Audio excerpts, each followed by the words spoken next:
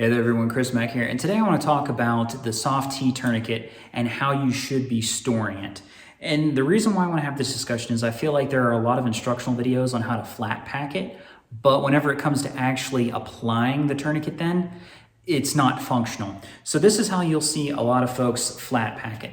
They'll have it where the bar comes out of the side, they have it accordion folded, and then they have Ranger bands on it. And my question to you is, how the heck do you access this one-handed then? Because a tourniquet is only good for a limb, which means you're getting shot in one of four places, which means there's a 50-50 chance that you're going to be down an arm trying to put this on. Because if you stick this into a pocket this way, with this new little C-clamp that they have here, this is going to get caught in your pocket in your pants. How are you one-handed going to get these individual Ranger bands off, knowing that you have to defeat the locking mechanism and then the other side? So here, let's just go ahead and try and figure that out one-handed, okay? So I got to get a hold of this here, or, okay, we're going to pull that. There's one band off. The other band is still on, and it's actually in my mechanism now. Okay, that kind of sucked. And then you got to get this on here.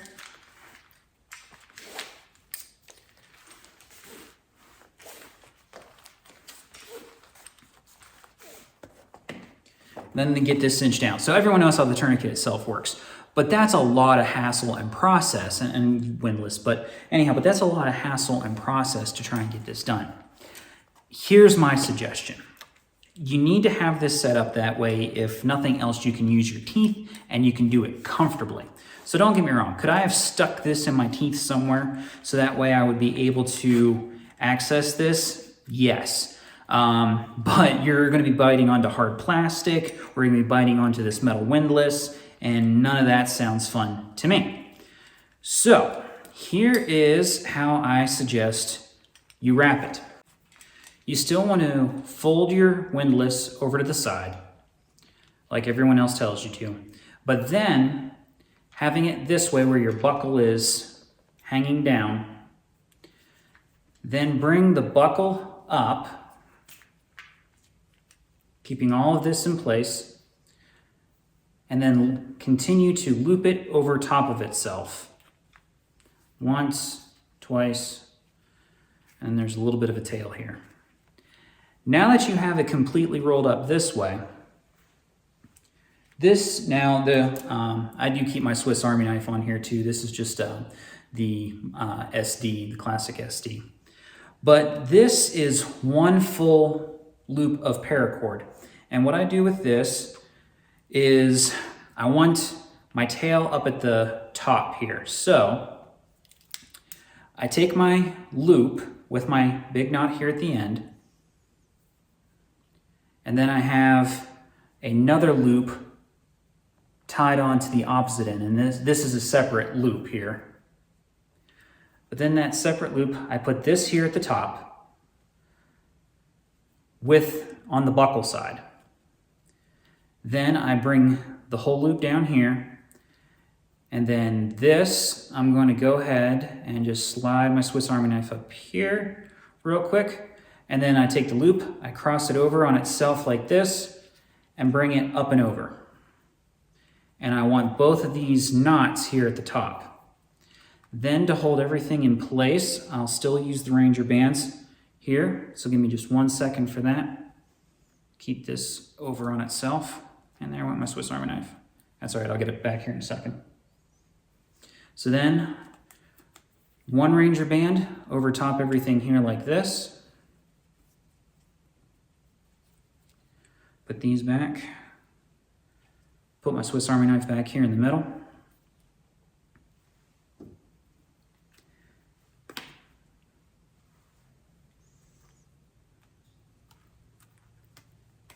And then the second Ranger band here over the top. And kind of just over the buckle a little bit. I'll get you a close-up here. Okay, so now we've got the one piece of paracord, this whole one big loop. goes down, crosses over itself, and then back up to the other side. And then the middle of that loop, I have this little bunny ear loop here at the top as well. Now, why do I have it this way and why is this important? First, let me show you how I draw this from my pocket. This in my pocket. Real easy. I can get with my right hand and I can reach across and get with my left hand. Now that I've shown you how I get it out of my pocket, here's why that's a good way of doing it. So here's the pack. I would pull it with my hand, have it hanging here to the side. I have this secondary loop to put in my teeth. And now whenever you pull down on this, you're pulling that paracord apart in a way that it pulls the Ranger bands off. So here we go.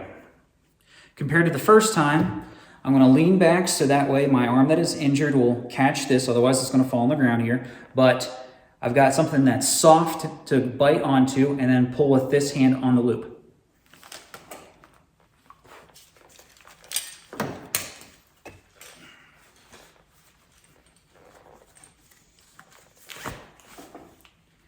Now, isn't that a lot faster? Yes, you need to prep your gear, but you need to prep your gear correctly. Just because, oh, I have a Ranger band and I have it flat packed. You saw I had this completely rolled up on itself, not Z-folded, not the way that you see a lot of these people tell you, oh, it has to be completely ready to go. Folded in on itself, folded in on itself, folded in on itself. No, I truly had this wrapped up on itself multiple times like this, and because it's seatbelt material kind of a deal, this just falls apart. It's not like anything's sticking to it. And then you're able to get a hold of where you need to and get it placed. And because you've got a knot to bite onto, a knot to hold onto, and that separation force pulls the Ranger bands off, you're not finicking with one, you're not finicking with the other, and they come off. And because you rolled this in on itself, you're not catching anything on this clamp or on your hook or anything else like that. So this is a much better, more realistic way of rolling up your SOF T tourniquet. So there you go. If you like this video, don't forget to go ahead and give me that thumbs up. And if you want more tips and tricks like this in the future, go ahead and hit that subscribe button as well. Thank you so much for watching, and as always, it's Chris Mack.